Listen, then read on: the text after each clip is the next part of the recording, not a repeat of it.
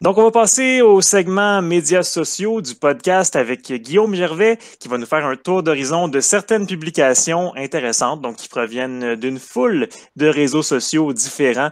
Les publications peuvent être cocasses, elles peuvent amener un débat ou elles peuvent simplement être informatives. Salut Guillaume! Salut les gars!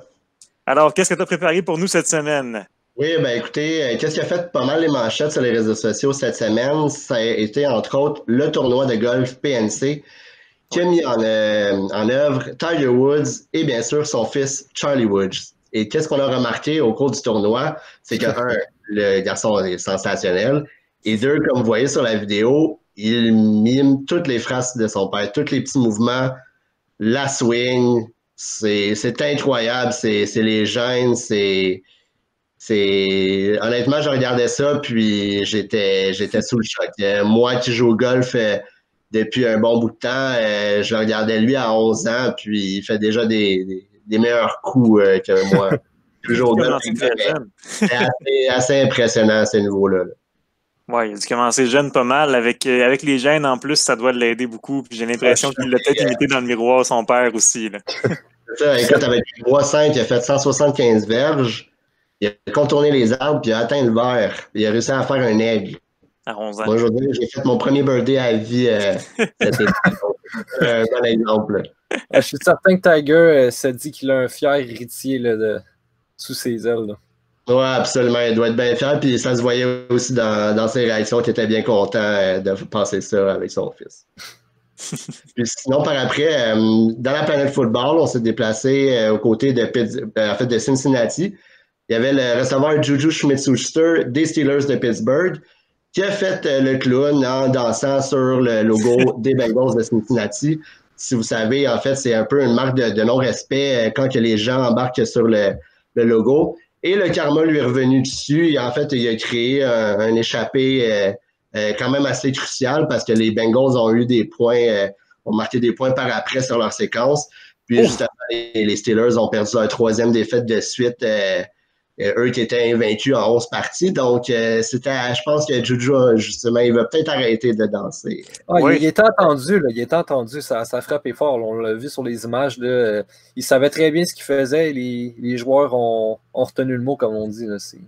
Oui. Non, absolument, ils se sont sûrement parlé, là, puis il m'a dit ça a bien payé au bon moment. Là, donc, j'ai l'impression que ses coéquipiers vont lui dire d'arrêter de juju sur le beat au centre du terrain avant le prochain match. Oui, exactement, il faudrait bien qu'il arrête. Sinon, dans la planète football, on reste encore. Les Bills, eux, ils ont joué samedi contre les Broncos de Denver et ils ont gagné. Et en revenant à Buffalo, ils ont été reçus par la fameuse Bills Mafia, la fanbase des Bills de Buffalo, eux qui ont gagné leur premier titre en 25 ans de division, qui a été gagné par la majorité par les Patriots de la Nouvelle-Angleterre lors de la dynastie de Tom Brady. Donc, malgré le froid de Buffalo, les gens se sont tous ramassés et ont quand même encouragé leur équipe revenant à la maison. C'était quand même beau à voir. Et on voit Josh Allen qui est pas mal un des gros facteurs, justement, du succès des Bills cette année, qui pourrait être le MVP. Donc, c'est pas mal beau. Tout à fait. C'est une équipe qui pourrait se rendre loin. Je suis un petit peu inquiet peut-être d'avoir un rassemblement comme ça, mais bon, c'est dehors, donc on peut pas trop s'inquiéter non plus. En tant que COVID, c'est peut-être pas l'idéal, mais bon, on va quand même célébrer le bon geste. Sinon, encore, si on se tourne vers la planète de basketball, on voit ici le directeur général des 76ers de Philadelphie, Daryl Morey, qui est rentré en poste cet été après un long passage avec les Rockets de Houston. Puis en arrière, on voit une phrase typique de la légende Wayne Gretzky. You miss 100% of the shots you don't take. Donc, tu manques 100% des tirs que tu ne fais pas. Daryl Morey, on sait qu'il a fait beaucoup de mouvements dans sa carrière, notamment les échanges de Westbrook, Dwight Howard, Chris Paul.